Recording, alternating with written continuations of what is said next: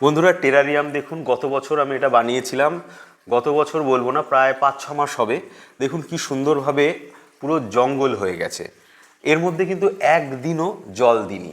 সেই প্রথম বানানোর সময় যে জল দিয়েছি, তারপর কিন্তু নিজে থেকেই কিন্তু এরা বাষ্পমোচনের মাধ্যমে যে জলটা রিলিজ করে সেইটা দিয়েই সব কিছু হয়েছে। এখানে রয়েছে ফার্ন, দু রকমের ফার্ন, আইভিলতা রয়েছে, ডিসোডিয়া রয়েছে, আমরা একটুখানি, এবং একটা ফিলোডেনড্রনও রয়েছে। যদি ওপর থেকে দেখি বন্ধুরা, দেখুন পাতাগুলো এতটাই সুন্দর এবং চকচকে।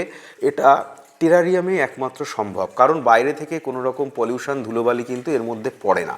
দেখুন, এটা হচ্ছে ফিলোডেনড্রন।